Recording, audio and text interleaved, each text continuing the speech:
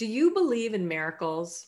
Maybe you're looking for a miracle in your health or your career or your relationship. Well, I want you to know it is possible. Miracles happen every day for people just like you and me. Anne, for example, was a budding architect, award winning, set to have a soaring career until one day she took ill and became bedridden for 5 years to have a specialist give her a diagnosis that she would never work again. Hi, I'm Sherri Nickols, and I want to welcome you to The Miracle in You, a show that is dedicated to give you hope and inspiration, really bringing you real life stories from people all over the world who have gone through tough times, really challenging, dire diagnoses, and just really tough, turbulent times to overcome them and to thrive. So today we've got Anne with us, and she is going to share with you the miracle that changed everything for her. But before we bring her on, I want to let you know that we've got 2 free gifts for you. So stay with us till the end of the show so I can offer you those opportunities. All right, so let's welcome Anne all the way from Missouri. Welcome, Anne. So glad to have the opportunity to be on your show today and share with your viewers the possibilities that you can overcome. Yeah. So great to have you with us. So tell us about your miracle. Tell us what happened for you. Well, I tell you, it was December 8th some years ago. And I mean, I really was feeling great. I had everything in the world going for me. As you mentioned, I was this young budding architect. My buildings were winning awards. My work was in national publications. I mean, just life couldn't get better than that. And then December 9th came. And I came down with what I thought was a case of the flu. And I kind of went in and out of work, but not recovering. And eventually it was like Christmas time. So I had this opportunity to go home and I thought I'm just going to rest at my parents' house, but I still was having trouble. So for a month I went in and out of work, just feeling horrible. And finally my HR director just said, Anne, you better just stay home. You're kind of out of sick leave at this point. And so stay home until you recover. And what I didn't know was that would be the last day that I would ever be an architect again. Oh, devastating. So here you are, full of dreams, Right. Really out to set the world on fire, to build beautiful things and structures for people. And literally in less than a month, all of that taken away. Just like I felt like my whole world was like falling through my fingers, falling through my fingers. And so what happened next? Well, a very interesting thing happened because very early in my illness, I heard something inside and it just said, you're not going to get well until you've learned what this came to give you. And it was just like, what? Okay. All right. But in the meantime, I'm seeing medical doctors and all of that. And just to give you a gauge of this, I got diagnosed with chronic fatigue syndrome. And some people just think that that's being just tired. But my cognitive abilities became so bad, there were times I couldn't remember how to write my own name. And also my energy was so weak that there were times that it took everything I could just to make a bowl of Campbell's soup, only have to lay my head on the table between spoonfuls. I mean, it was devastating. And so anyways, as the case may be, I did the best I could with what I had. And I learned how, what I called energy credits, that I could get a little bit more done in a day if I used my energy a certain way. So I was learning things, in the process. What's energy credit? That's very interesting. I've not heard of that. Interesting? Yeah. Well, for an example, laundry, just to do laundry, I considered a 3-day event. It took me 1 day to do it and 2 days to recover. Okay. And so, I mean, that's a basic skill, right? Yeah. But if I learned how to do just one load and not two, multiple loads, then I would have more energy and I wouldn't have the big crash out. And so I called them energy credits. So if I didn't do the whole kahuna, if I just did a smaller portion of it, it would allow my energy to sustain a little bit longer. Mm. So, Kind of like a bank account of energy. And bank just, account of energy, yeah. right? Yeah. So anyways, things were really pretty bad. But at one point, I had been in bed already, 3 years at this point, and I really had run out of options. The medical doctors weren't able to do anything. And, here I am, very young, had the world going for me, and didn't have the energy. And so I actually prayed, because my parents really wanted me to move nearby so they could watch out after me. And so I prayed about it, and I just asked, if I'm really, and I didn't want to go. I mean, I hate to say that. I didn't want to move there because I love being in Baltimore. Yeah. And I just said, if I'm supposed to go, you're going to have to show me a sign, and I knew if any of my expenses went up, I could no longer afford living where I was living. And sure enough, the next day I got in the mail an increase from my health insurance. And the next day after that, my landlord where I lived said, "I'm sorry, but you're going to have to move because we're selling the house that you live in." And Well, those are two big it was signs. just like this. Yep. Right. And it's like, okay, I guess we're moving. Right. Yeah. So I ended up moving to Davenport, Iowa, where my parents lived. And they asked me, they said, "Ann, we know you've seen like every specialist under the sun, but would you be willing to see one more?" And I said, okay. And so they had me go to a top immunologist in the area, but he's really like a top of the top sort of person because he's on the board for the Center for Disease Control. And so they felt very confident by that choice. And so he ran his battery of tests, and what ended up happening, he called me in and he said, "I have good news and bad news." Mm. And he said, "The good news is you don't have anything worse." Mm-hmm. But then he said, "But the bad news is because of how long you've been ill, you will remain sick the remainder of your life and you will never be able to work again."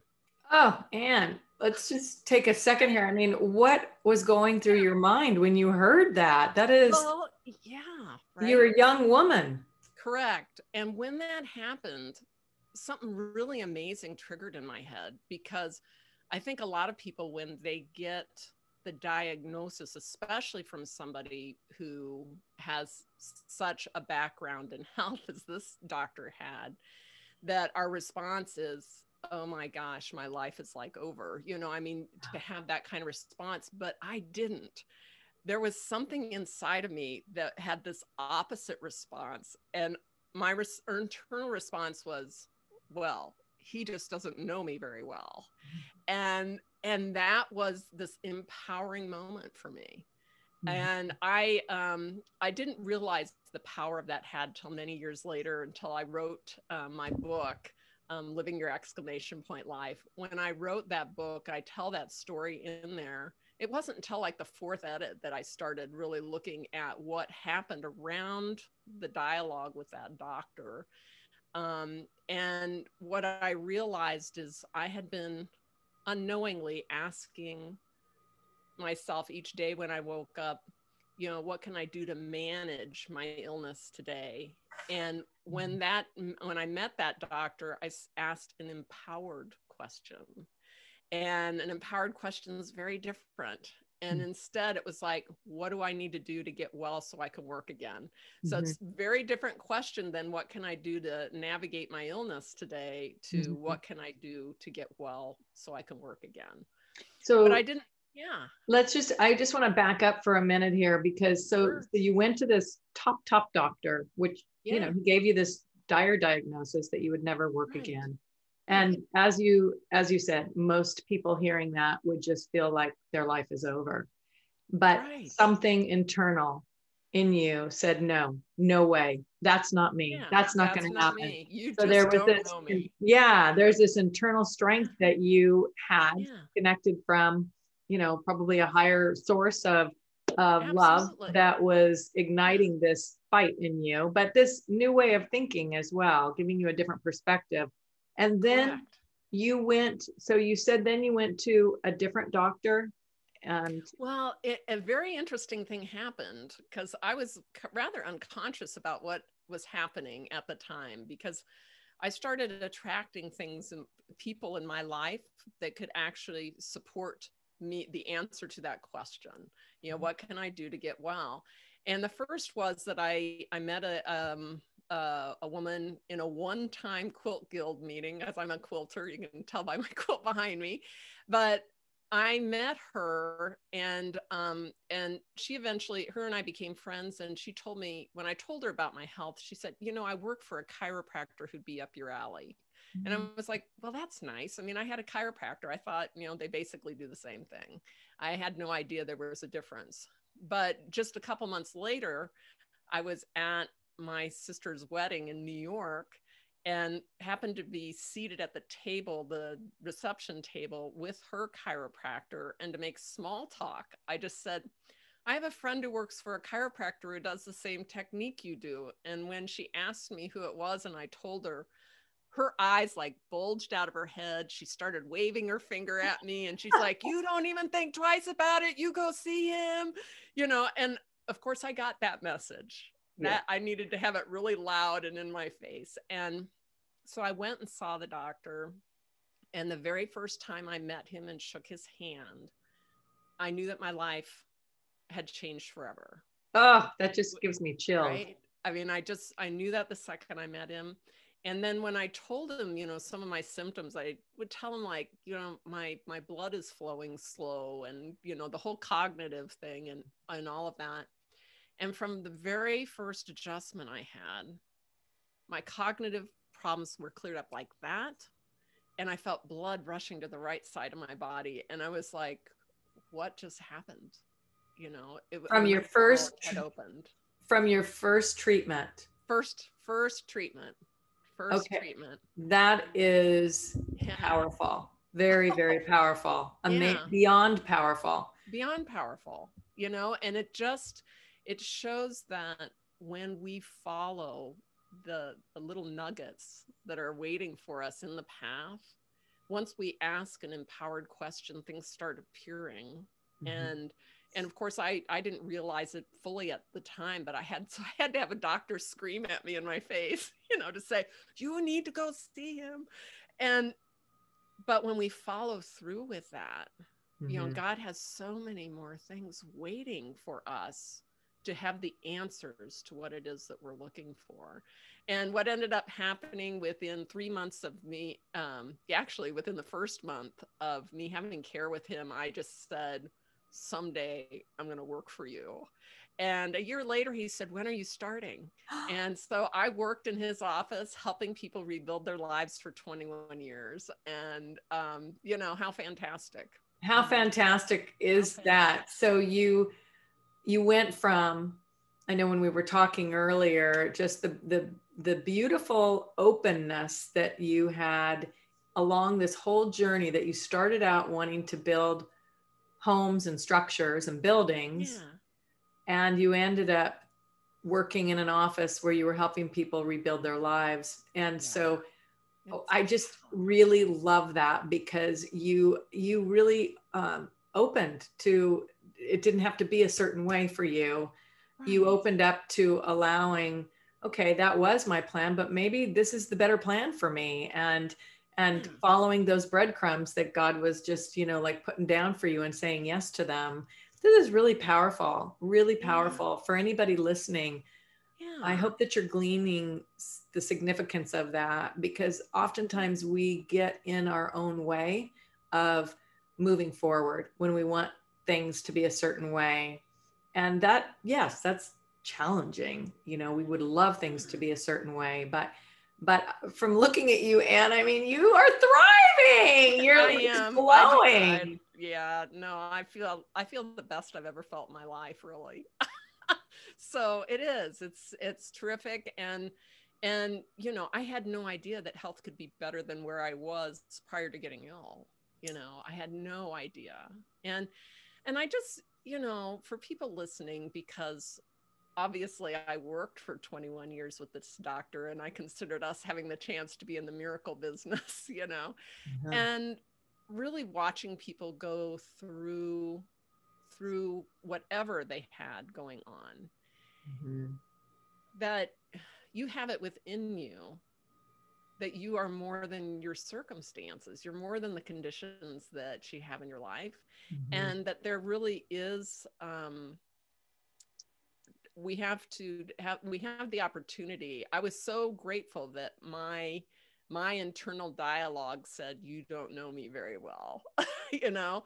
And so if somebody that's listening is in a situation where they've got a health condition and they've been told by a specialist that this is a certain way, it really is a new door opening for you. It's Mm-hmm. not an ending point, and it's not something to necessarily fear. And it's also, for me, what I've learned is that there's so much more to our experience if we can really look at, kind of pause our thinking around the diagnosis Mm-hmm. and really ask, what would I love to be experiencing instead of this? Mm-hmm. And for me, I wanted to be able to be healthy so I could work again, and and step into that sort of thinking to really empower yourself. What would I love to be experiencing instead? And then recognize that your answer is going to lie outside of what you've known before. Otherwise, you wouldn't have been in the road that you're on, right? And so we have that opportunity to then develop our intuition, develop that connection on the inner, to listen. And for me, I was following little golden nuggets, that were being put in front of me. Yeah. And it's that same thing. And we just start listening and start looking for answers to it, as opposed to staying in the condition and feeling bad about it. It's a whole other way of being. And I have utilized that over again to support me. If I could, what would a better health result look like for me? Right? That is such great advice, and not just advice, but wisdom, because Yeah. you experienced it and many people have experienced that. And I really love that you are really taking a different perspective, which that's not always easy for people. When you No. are getting a dire diagnosis, I think Right. it's human to Correct. look at your life and say, oh my gosh, why me? Why is this happening? And I'll never have what I thought I was going to have. Right. But what I love that you're sharing is to take a different perspective, to hop outside of that, almost like um, almost like an observer, and Right. say, okay, Yeah. let me become neutral about this, because I think that is part of what has to happen, is you have to get outside of that emotion Yeah. that's really taking you down, and say, what would it look like otherwise? So I love that wisdom that you're sharing with everybody. Yeah. And it certainly worked wonders for you. I know it's worked wonders for there's so many people that experience these types of miracles just by turning inward and listening to those Right. prompts. Yes. So tell me, and tell us, what are, how did your choices and your decisions that moved you forward, how did that impact your life? I mean, you've given Oh, us, some, ideas about that, but in what, just share what ways this experience impacted your life. oh, it's impacted everything. I mean, I am no longer that same person prior to getting sick, even. Because it taught me to really start trusting and listening to that inner guidance. Whenever anything has shown up in my life, then I ask a different question.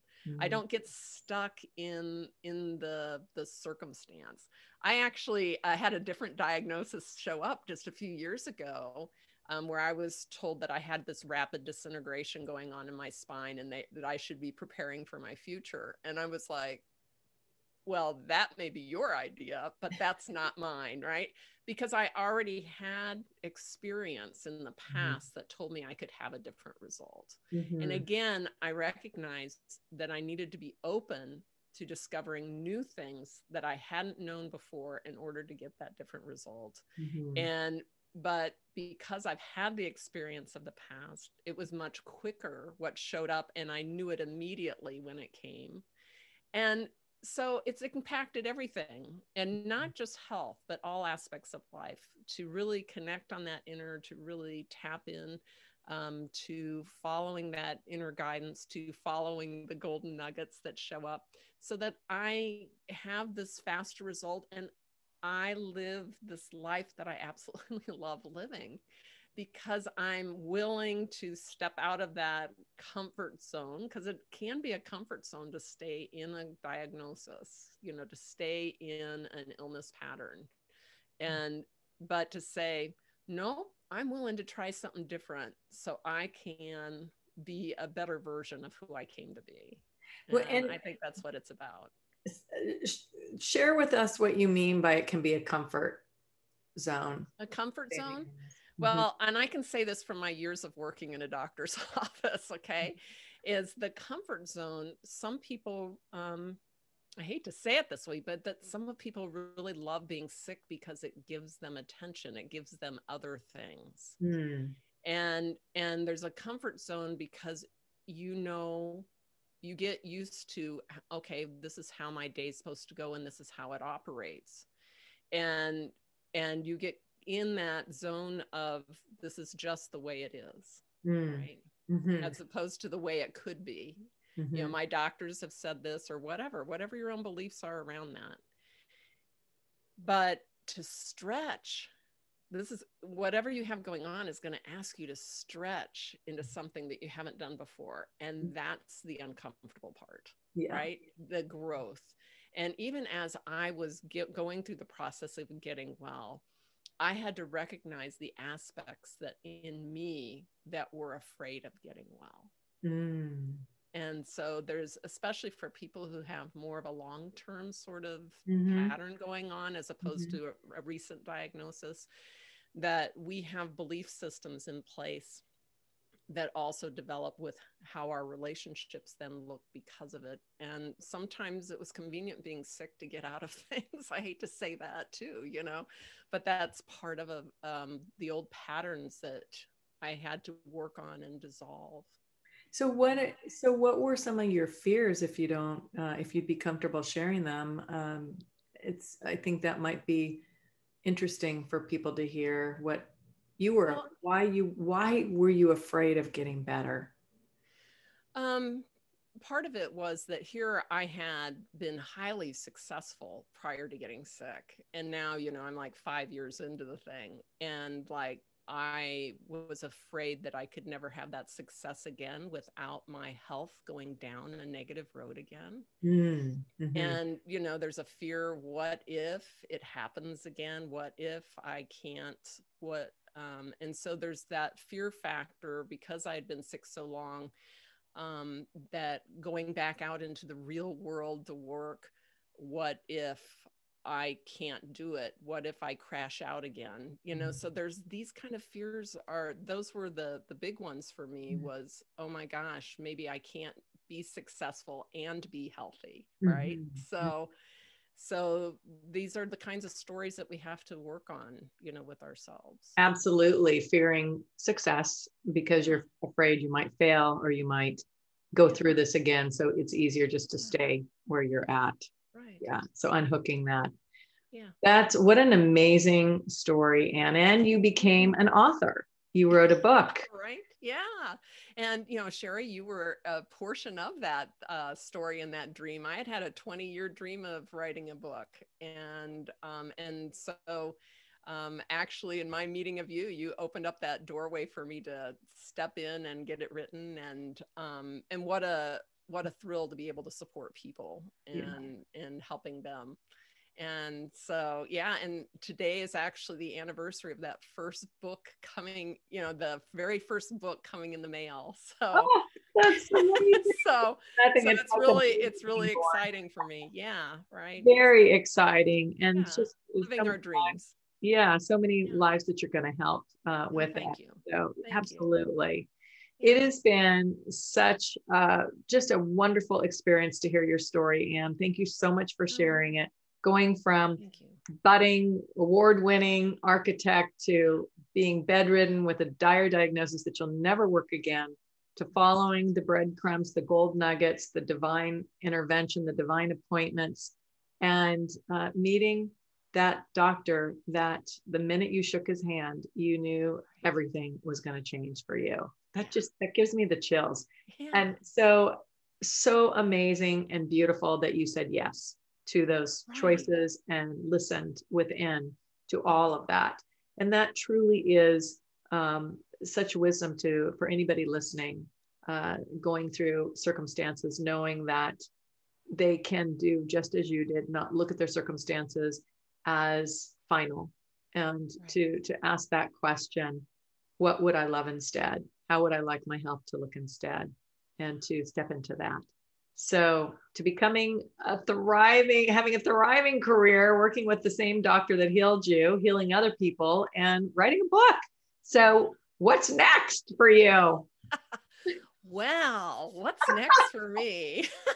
No, I really, as you know, I also do coaching work, and absolutely love working with the clients and helping them to reverse their thinking around some of these things and really start connecting to that innate. And so I love doing that, but I know that there's more books. I'm just letting you know.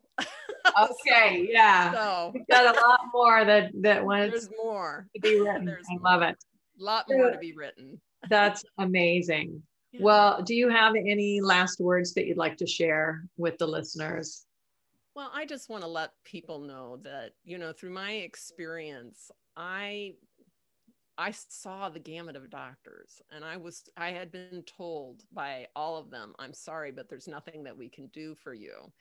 And yet there's always an answer. There's always an answer if we're willing to look, that's going to change the path that we're on. And I often also believe that God doesn't make junk. He made us to be whole. And if we are off somewhere, like I was with my health, that there's always something that can bring us in a better way, in alignment with who we came to be. And so even if you've seen everybody under the sun, there's still something more waiting to emerge in you. And I know that from my experience, and I believe that's for you too. Yeah, just follow the breadcrumbs. Follow those divine breadcrumbs. That's so beautiful. Well, thank you so very much, Anne, for being with us and sharing your amazing story with us. And so for those of you listening, I had mentioned to you that I had a couple of gifts for you, and I really want to offer you the opportunity to step into them, because as Anne pointed out, you can have circumstances that can cause you to really get into a place of feeling really in a funk about things. And so the first gift that I want to offer you is a 14-day self-love challenge that started yesterday, but you can join it at any time, and it will offer you the opportunity to get into a new habit, a new pattern of doing things for yourself, so that you can start feeling good again. So you can start building your confidence again, and you can start building your esteem again, which all helps with whatever situation you're in. And secondly, we're bringing people into this show from all over the world. And it's not that the miracle only happens for them. It didn't just happen for Anne in Missouri. It can happen for you too, no matter where you're at in the world. All you have to do is believe and connect with those inner golden nuggets of wisdom. And if you are feeling like you're not sure how to connect with that, the second gift will help you do that. The second gift is a 15-minute meditation that I created just for you to connect with that inner, what I call your diamond power. And all you have to do to access it is go to diamondpowertv.com, and you'll be given immediate access. And if you have had a miracle, or you know of somebody who has had a miracle, we want to hear about it. Until next time, believe in the miracle in you. Thanks so much for being with us. Bye now.